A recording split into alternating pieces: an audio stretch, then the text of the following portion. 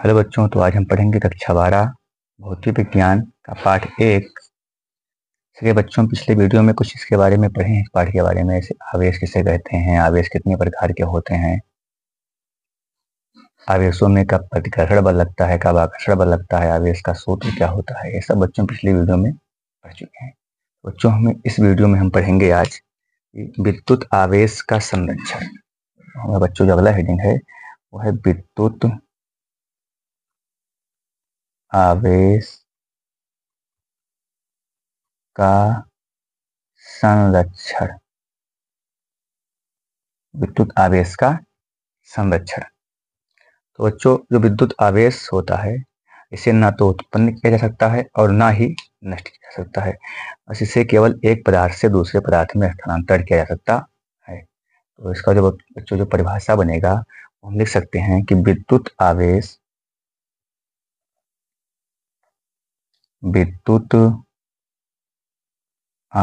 ना तो उत्पन्न किया जा सकता है, ना तो उत्पन्न किया जा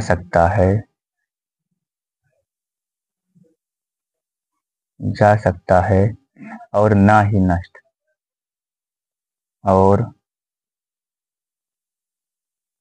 ही नष्ट इसे केवल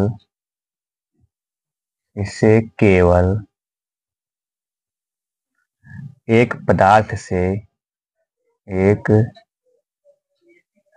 पदार्थ से दूसरे पदार्थ में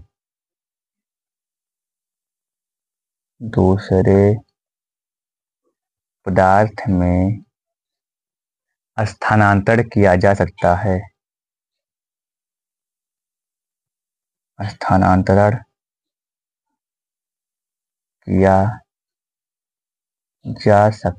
है।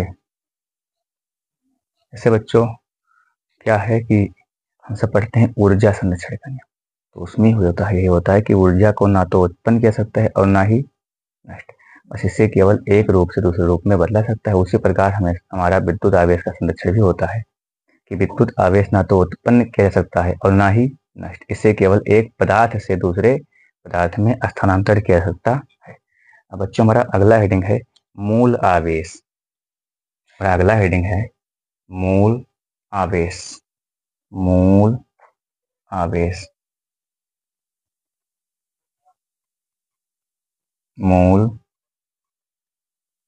आवेश।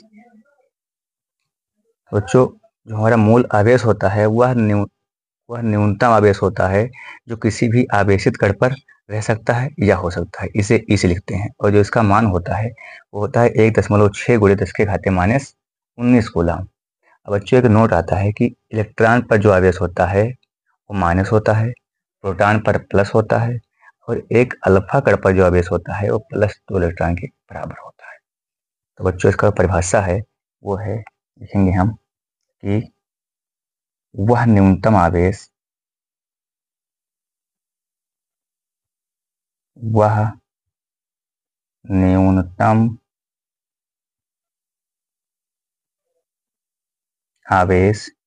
जो किसी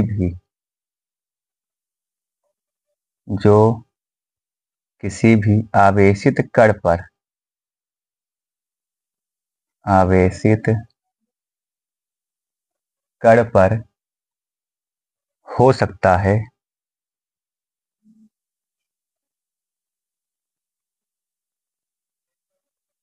हो सकता है मूल आवेश कहलाता है। इसे ई से लिखते हैं। इसे ई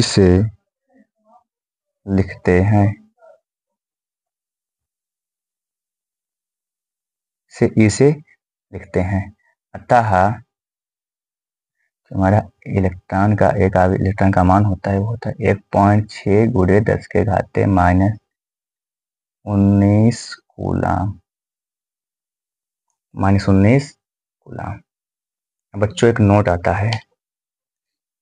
नोट जो हमारा बनता है बच्चों कुछ इस प्रकार से है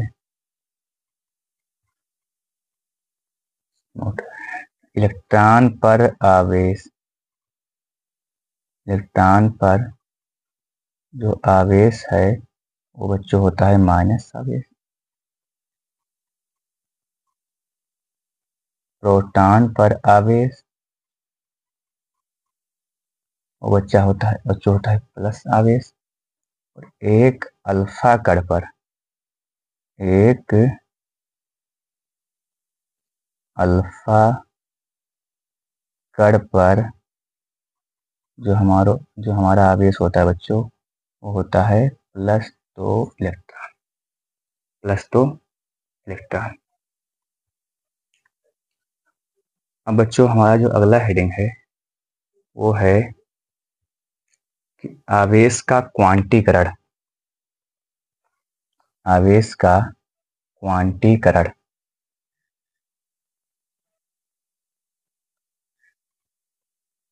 आवेश का क्वांटीकरण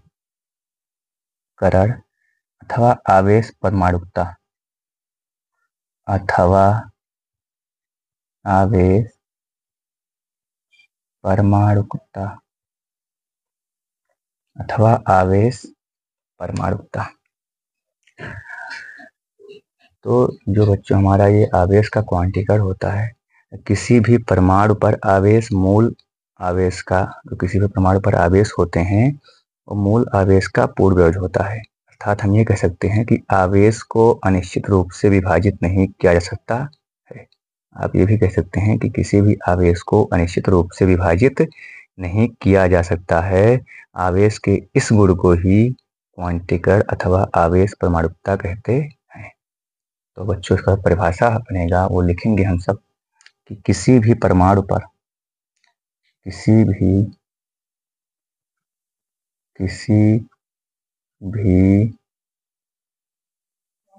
परमाणु पर आवेश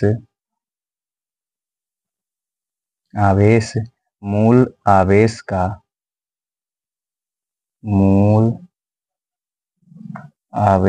का पूर्ण गुणज होता है, पूर्ण गुणज होता है। अर्थात आवेश को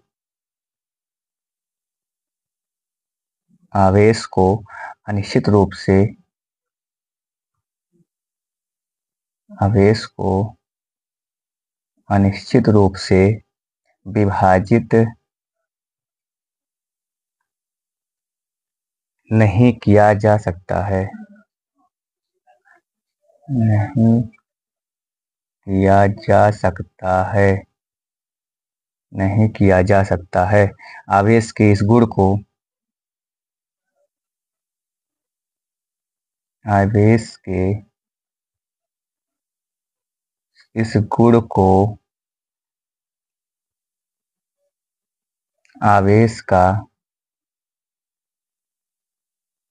क्वांटीकरण अथवा आवेश परमाणुकता कहते हैं,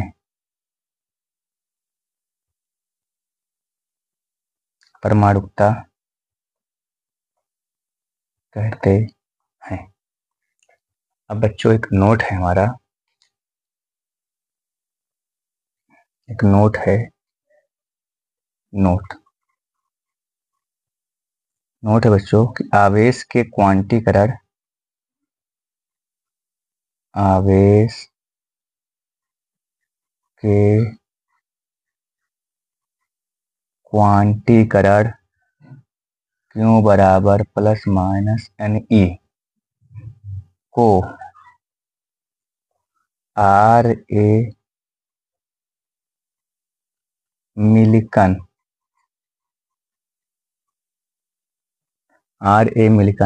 ने प्रयोगों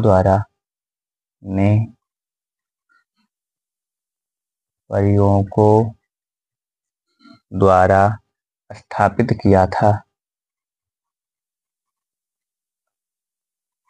स्थापित किया था। अब बच्चों हमारा अगला हेडिंग है कूलाम का नियम।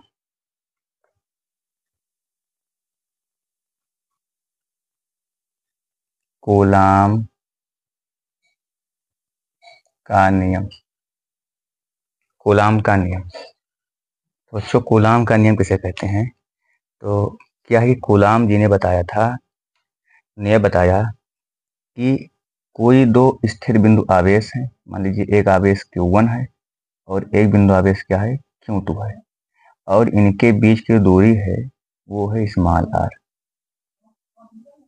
इन्होंने बताया कि इन दोनों आवेशों के बीच जो आकर्षण अथवा प्रतिकर्षण बल लगेगा, वो बल जो होगा वो इन दोनों आवेशों के गुणनफल के अनुक्रमानुपाती तथा इसके जो बीच की दूरी है ये इसके वर्ग के व्युत्क्रमानुपाती होता है। तो इस नियम इसके अनुसार बच्चों लिख सकते हैं कि इस नियम के अनुसार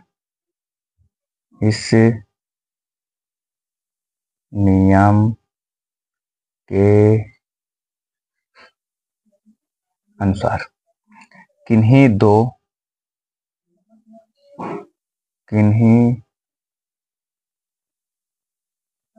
स्थिर बिंदु आवेशों के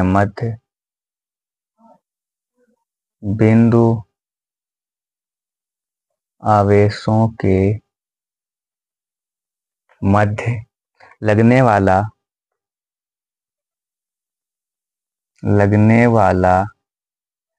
आकर्षण अथवा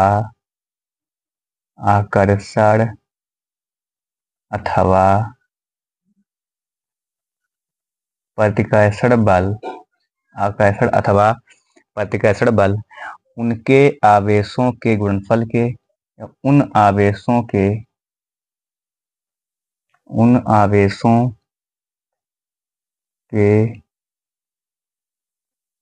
गुणनफल के अनुक्रमानुपाती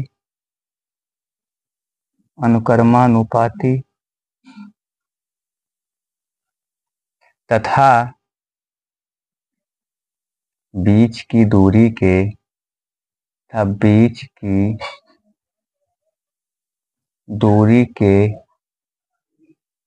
वर्ग के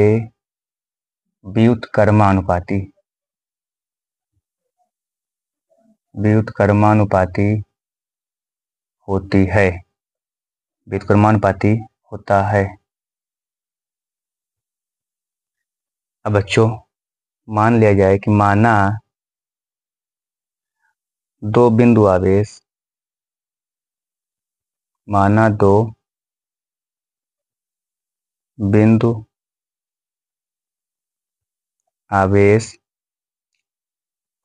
Q1 व Q2 हैं तथा इनके बीच की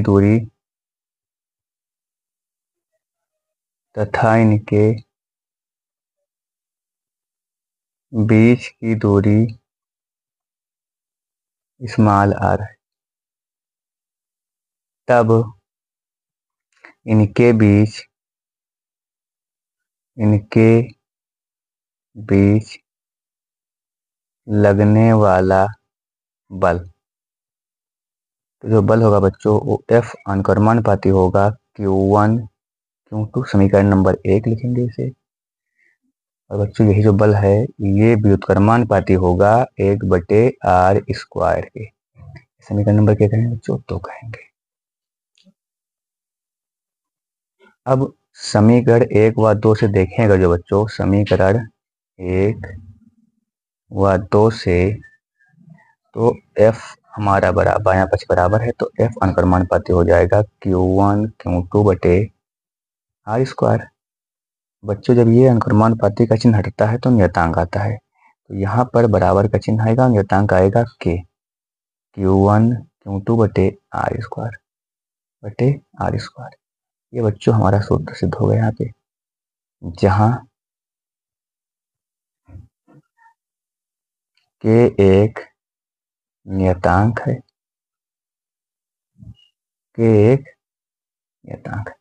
और जो K का मान बच्चों होता है वो होता है 1/4 पाई एप्सिलॉन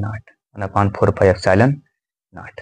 तो ये हो जाएगा, आप चाहें तो लिख सकते हैं F बराबर, इसका मान हो जाएगा 1/4 pi epsilon not Q1 Q2 बटे R स्क्वायर। एक कुछ सूत्र आपका ये भी बन गया, आप यहाँ से भी छोड़ सकते हैं।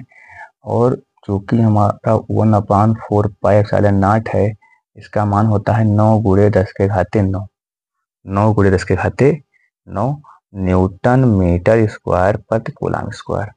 तो ये हो जाएगा F बराबर 9 गुणे 10 के घाते 9, 9 गुणे 10 के घाते 9, तो Q1 Q2 बटे R स्क्वायर। आप यहाँ पर भी इसे छोड़ सकते हैं। बच्चों यहाँ पर आया है एक एप्सिलॉन नॉट, तो इसे कहते हैं एप्सिलॉन नॉट कहो या जीरो कहो, एप्सिलॉन जीरो। और ये होता है निर्वात की विद्युतशीलता, ये होती है निर्वात की विद्युतशीलता, निर्वात की विद्युतशीलता। अब बच्चों हमारा अगला हेडिंग है विद्युतशीलता किसे कहते हैं, विद्युतशीलता, विद्युतशीलता।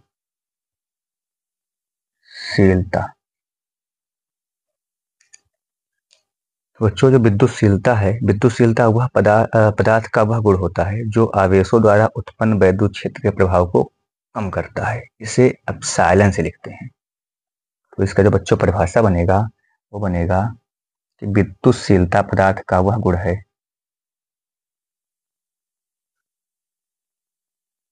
विद्युतशीलता पदार्थ का वह गुण है जो आवेशों द्वारा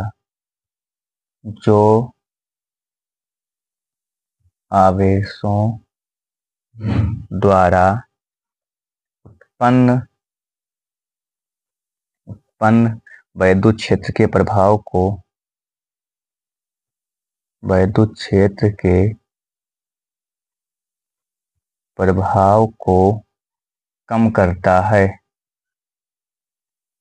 कम करता है, इसे एप्सिलॉन से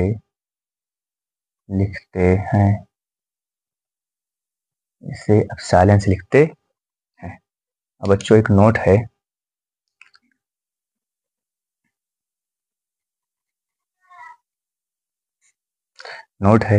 निर्वात अथवा वायु में उत्पन्न वैद्युतशीलता को एप्सिलॉन नॉट से लिखते हैं, जो पीछे हम बता चुके हैं। निर्वात अथवा वायु में उत्पन्न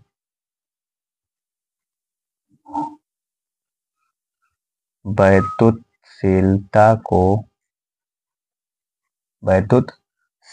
को एप्सिलॉन नॉट से लिखते हैं।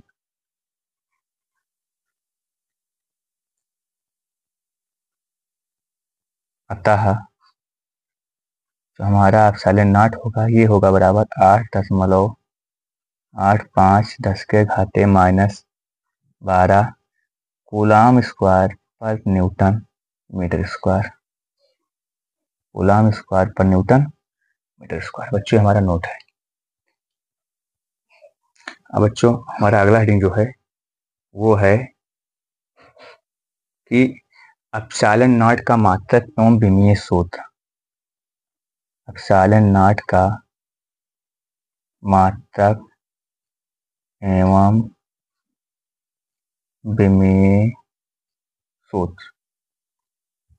तो बच्चों सबसे पहले निकालेंगे हम सब मात्रक। इसका मात्रक कैसे निकालेंगे, कि मात्रक है मालूम है, ऊपर लिखा हुआ है coulomb square per newton metre square, लेकिन ये आता कैसे है। तो चूंकि बच्चों हमें मालूम है कि बल F बराबर जो होता है वो होता है 1/4 pi epsilon not into Q1 Q2 बटे R स्क्वायर।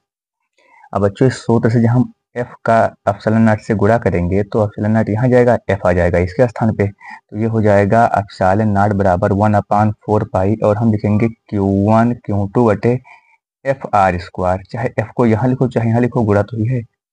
अब एप्सिलॉन नॉट बराबर, ये है नियतांक, इसका कोई मात्रक नहीं होता। आवेश का मात्रक हो जाएगा कूलाम, फिर इस आवेश का मात्रक हो जाएगा कूलाम, और ये है बल, इसका मात्रक हो जाएगा न्यूटन, और ये है दूरी, इसका मात्रक हो जाएगा मीटर स्क्वायर।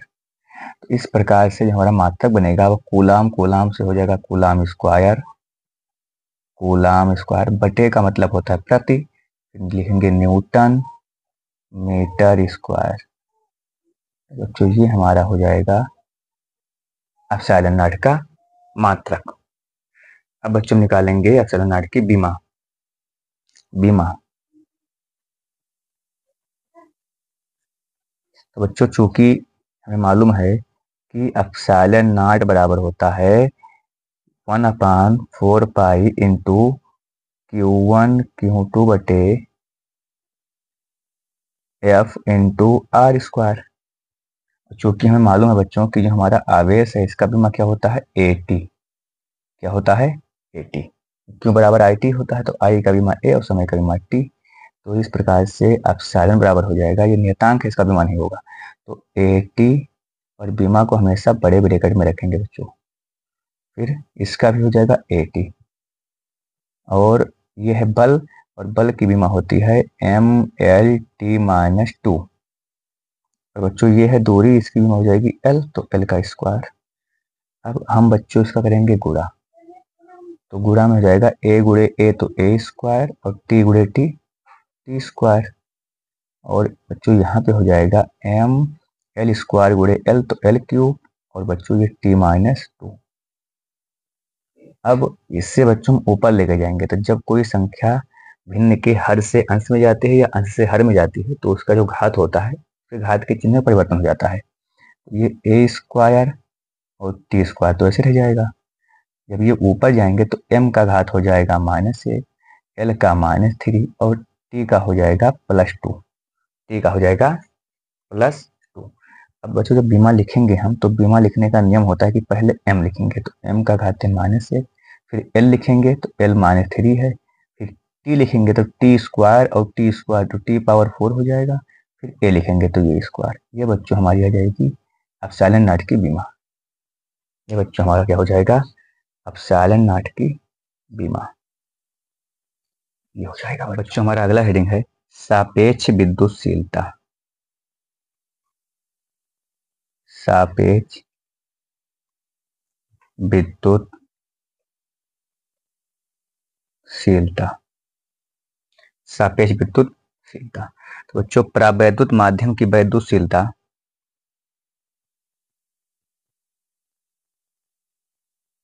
परावैद्युत माध्यम की विद्युतशीलता,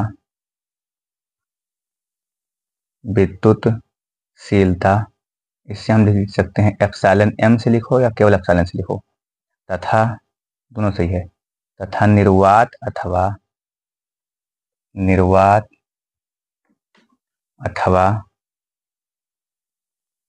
वायु की वैद्युतशीलता, वायु की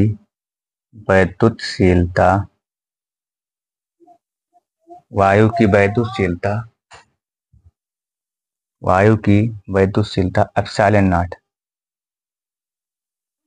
के अनुपात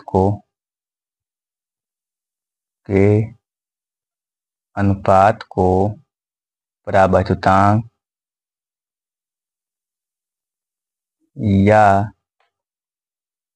सापेक्ष विद्युतशीलता कहते हैं। सापेक्ष विद्युतशीलता कहते हैं। इसे K से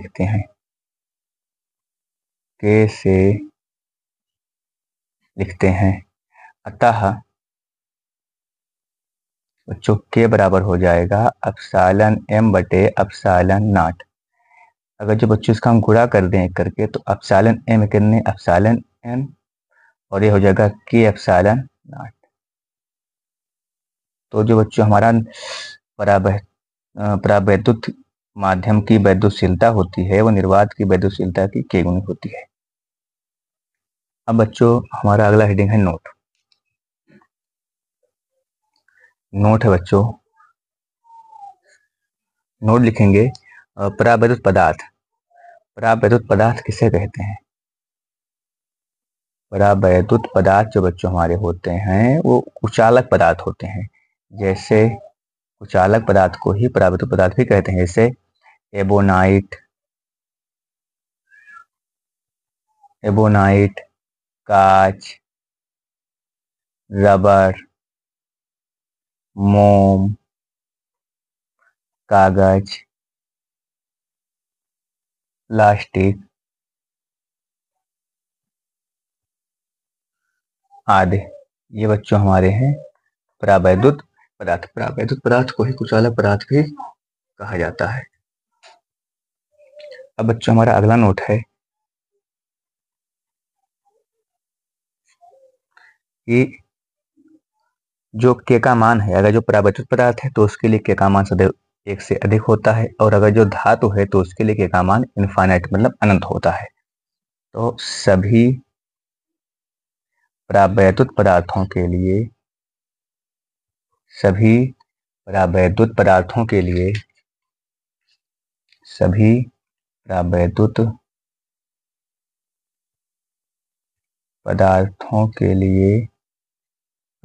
लिए k का मान 1 से अधिक होता है, 1 से अधिक होता है, तथा धातुओं के लिए